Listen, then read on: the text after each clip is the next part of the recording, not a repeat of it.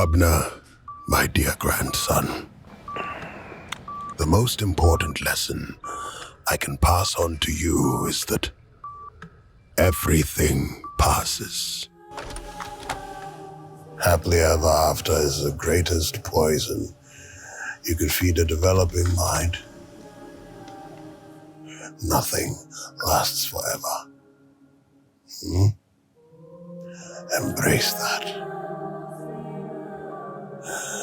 Once upon a time, I sought a happy ending.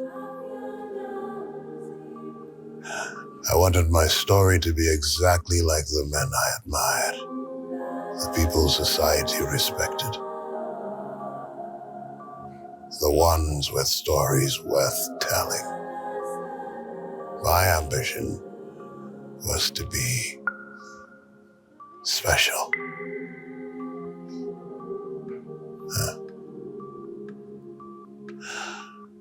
I spent a good number of my years justifying my existence and accumulating achievements in order to script that happy ending.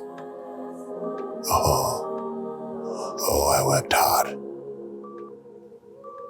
I copied and pasted my heroes' journeys, and I achieved. My first happy ending was when I graduated top of my class at Cambridge. A Ghanaian boy from Bekwai, with nothing more than his mother's simple prayer and dreams of prestige. Looking back, I see now that my life was a collection of experiences. I felt special, but I've also felt like a putrid piece of shit just as many, if not more times.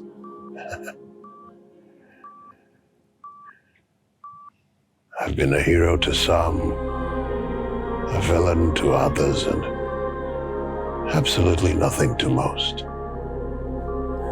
I could go on, but the longer I speak, the more I forget the question. What was it? Life lessons, Grandpa. Ah, yes. Grab a pen and paper. Oh, I'm already recording on the phone, Granddad. Of course. What happened to penmanship? Technology, Granddad. You're funny. Are you ready? Ready.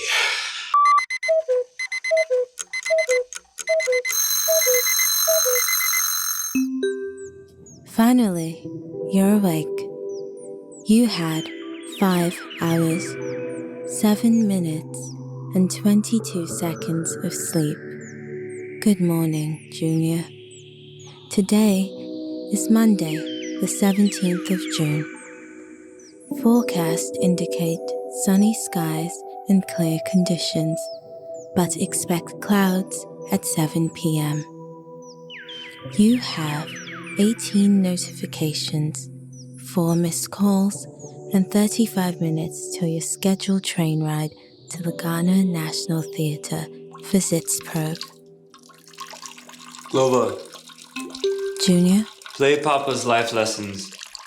Okay, now playing Papa's life lessons.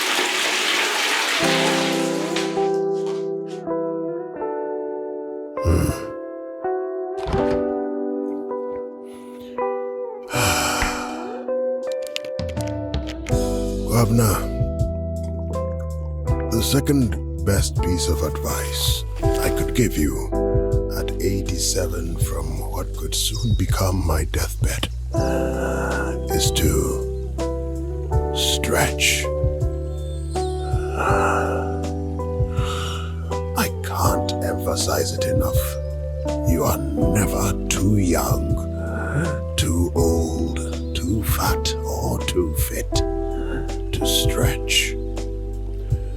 Stretch in nature if you can, with the rapid pace of technology, you have to connect with your body, your mind, and your environment.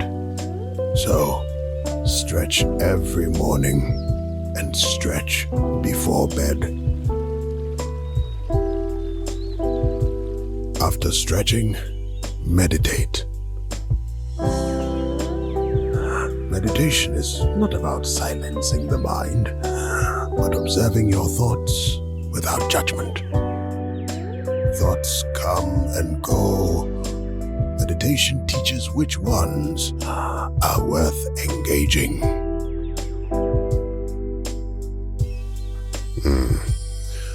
Spend more time in your body than in your mind.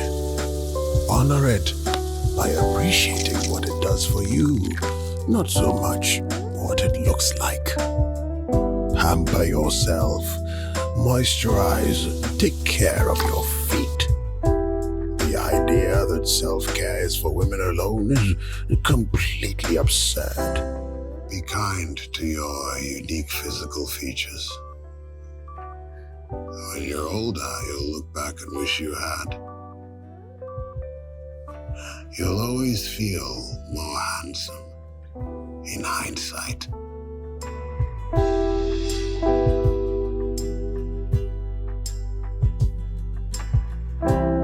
Journal, take photographs, commit to making and saving memories.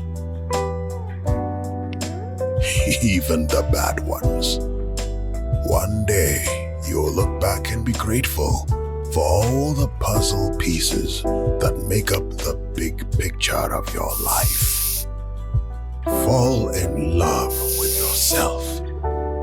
Like most things, it takes practice. Loving yourself is the best thing you can do for everyone around you, especially the people who choose you.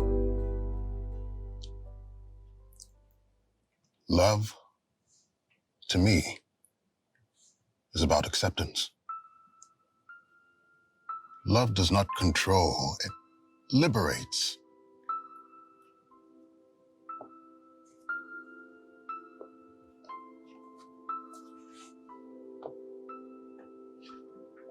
The most loving thing you can do for a person is to allow them to be themselves.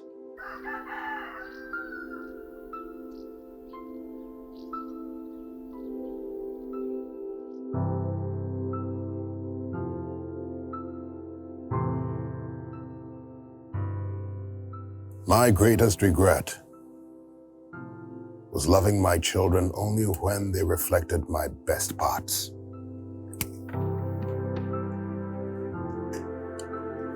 After all, Ghanaian culture said they are an extension of me.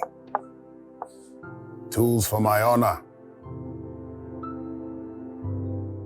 I was more interested in shaping them for society than shaping society for them.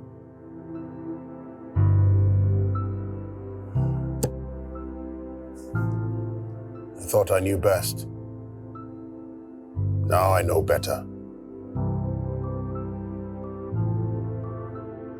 I am a man of many words, but I never found the vocabulary to tell my children that I love them, or how remarkable I think they are.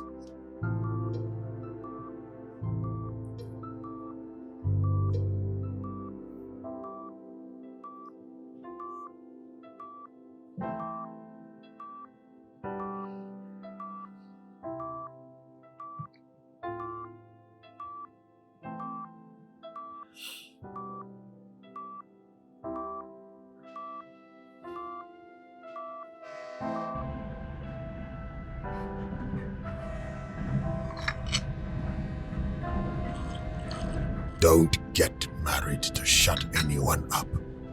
Not your parents, not society. Don't have kids to shut anyone up. Not your parents, not society. You only betray yourself when you perform your life for others. And guess what? Society will never shut the fuck up. Feel all your feelings, even the so-called bad ones. Anger, jealousy, grief, sadness. Allow them to pass through without making them your entire personality. Value and support the women in your life. Every single one of them. Support their rights and even their wrongs. Perhaps that's the weight needed to balance the scales of gender politics.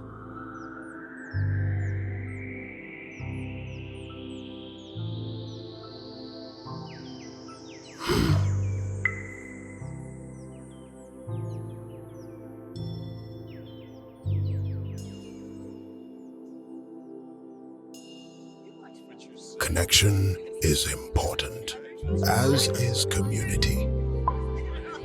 Safe people exist. Find them.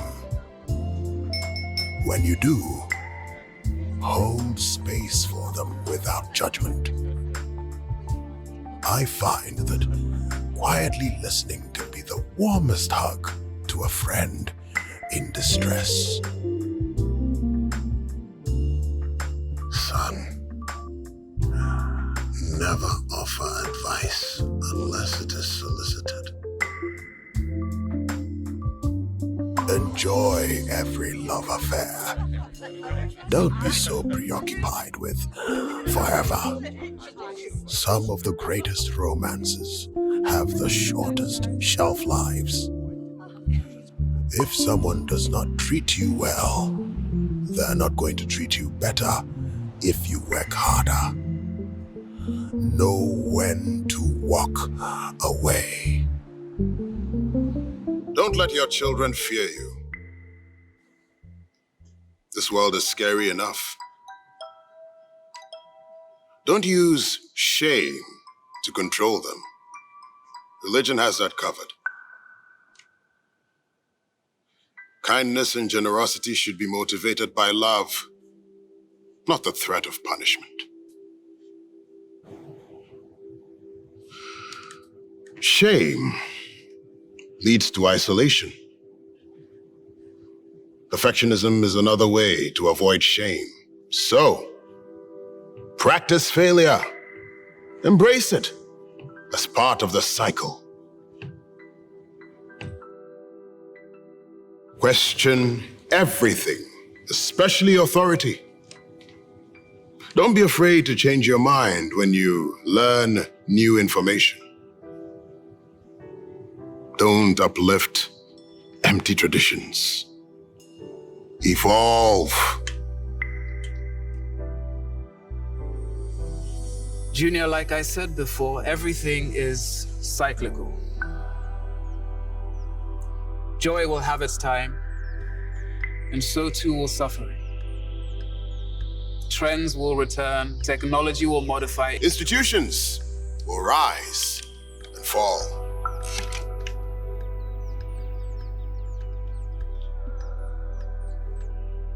The marginalized will take down the celebrated, become celebrated, and then marginalize others. Stars will rise. Politicians will be cancelled.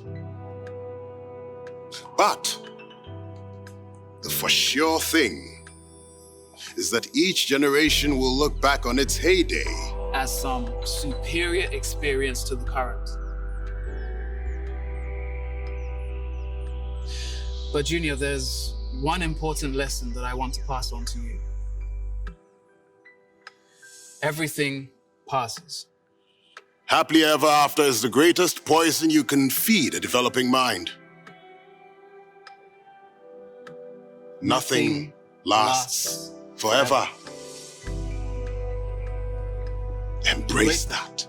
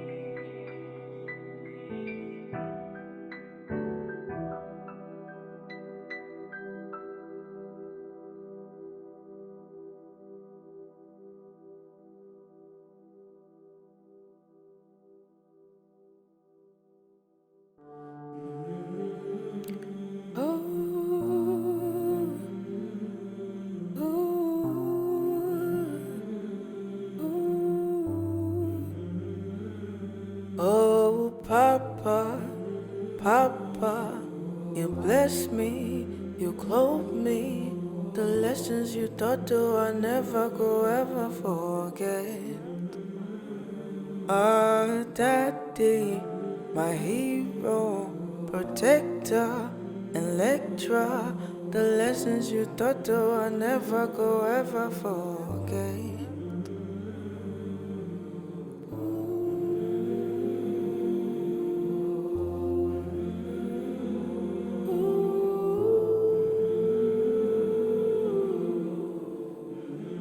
I never go ever forget.